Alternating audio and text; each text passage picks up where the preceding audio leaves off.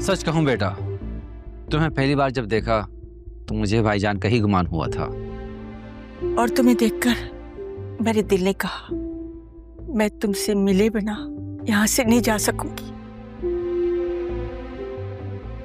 बताया था मेरी माँ ने मुझे कि मैं खूब अपने मरहूम बाप जैसा लगता हूँ। आप लोग मेरी माँ को क्यों तलाश कर रहे थे?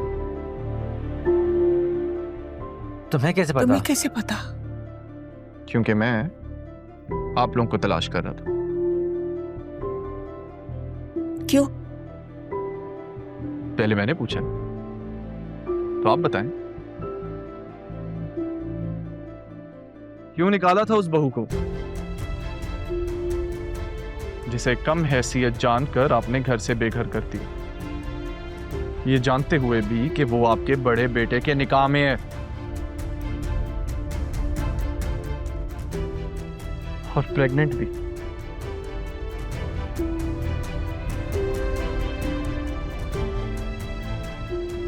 किस्मत भी क्या खूबसूरत खेल खेलती है ना। जिस मां को आपने घर से निकाला था आज खुद एक घर का कब्जा छुड़ाने के लिए उसी मां के बेटे के सामने आ पहुंचे। मैं तुम्हारी माँ से मिलना चाहती हूँ। यही तो पूछ रहा हूं। क्यों? तुम्हें पूरा हक है, तुम वजह जानो, मगर मैं ज़ैनब से मिले बगैर नहीं बताऊंगी तुम्हें।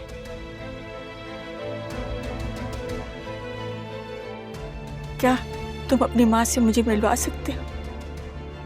पूछूंगा उनसे, अगर उन्होंने इजाजत दी तो जरूर।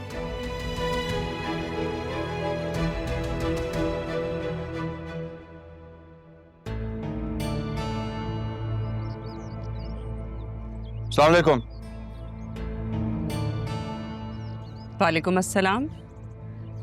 क्या बात है भाई, तुम्हारे तो तेवर ही बदल गए।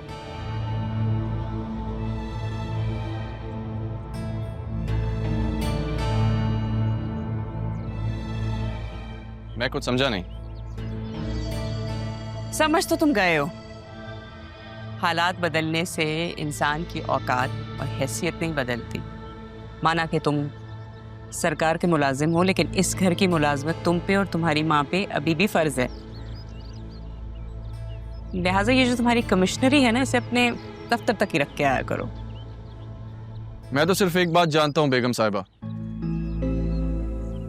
जब मुकद्दर बदलते हैं ना तो हालात, हकीकत, औकात सब बेमानी हो जाती है। अच्छा, तो क्या मैं ये समझूं कि तुम्हारे मुकद्दर तुम्हारे हालात पे मेहरबान हो गए हैं?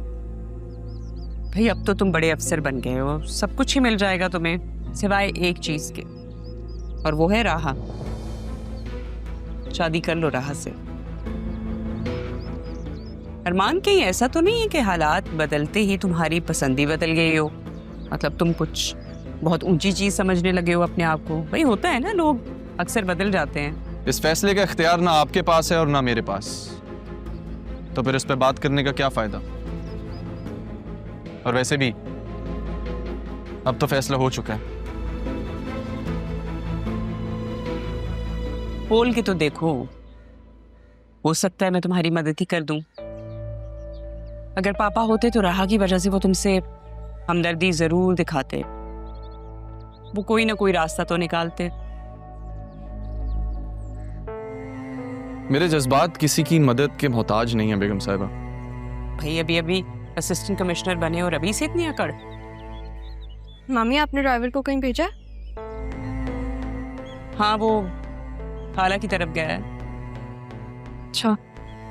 क्यों, कोई काम है? हाँ, मुझे मार्केट जाना था। तो तुम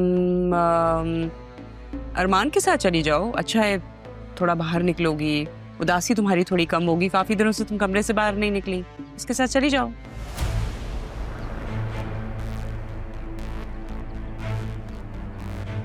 नहीं, मैं ड्राइवर का वेट कर लेती हूँ, रहने दे।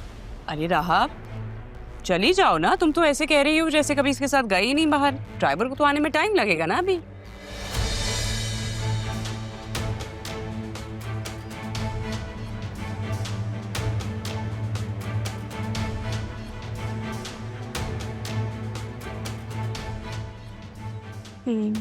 मैं फिर बतूल को भी ले जाती हूँ।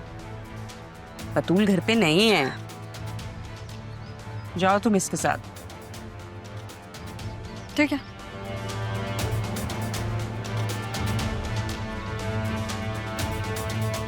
अब तक नाराज है मुझसे?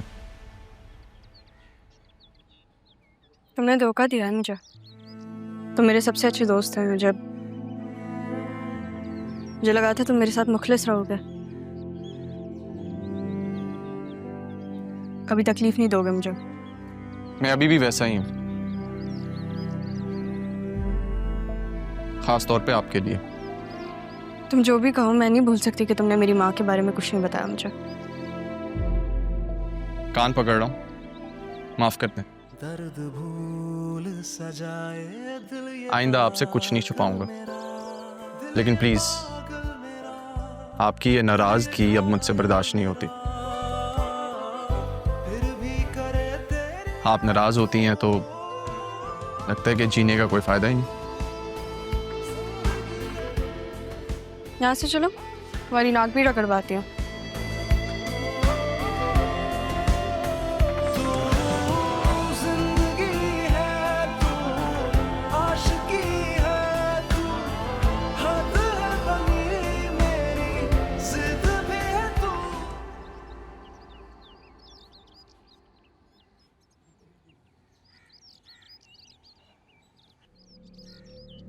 कहाँ जा रहे हो तुम दोनों? बुक्स लेने जा रहे हैं। बुक्स? मुझे भी चाहिए बुक्स। किधर? चलो साथ। चलो साथ। जो 2 मिनट रुको, मैं आती हूँ। ठीक है। ओके। मिस्टर अरमान, मेरी शादी होने वाली है राहा के साथ। तुम्हें ड्राइवरी करने की जरूरत नहीं है, मैं ले जाऊंगा उसे। ठीक है, ले जाओ। मैं भी तो देखूं कहां तक ले जाते हैं। मैंने जो देखना है वो देख लूंगा, लेकिन तुम उससे दूरी बना के रखो। तुम्हारी इज्जत के लिए और मेरी इज्जत के लिए भी बेहतर होगा। चले जाओ यहाँ से। यहां से तो मैं चला जाऊंगा, लेकिन याद रखना वक्त सबका आता है, और अब मैं अपने वक्त पे आऊंगा।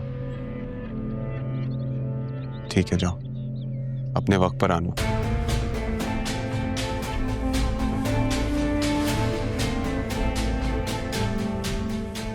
हाँ चले। हाँ। अरमान कहाँ गया? वो कह रहा था कि तुम्हारी मंगेतर है, तुम लेके जाओ, मैं क्यों ड्राइवरी करता फिरूं। अरमान ऐसे कैसे कह सकता है?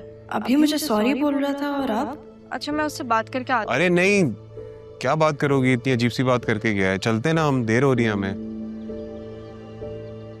जब से दादा जान गए हम सब अलग अलग हो गए।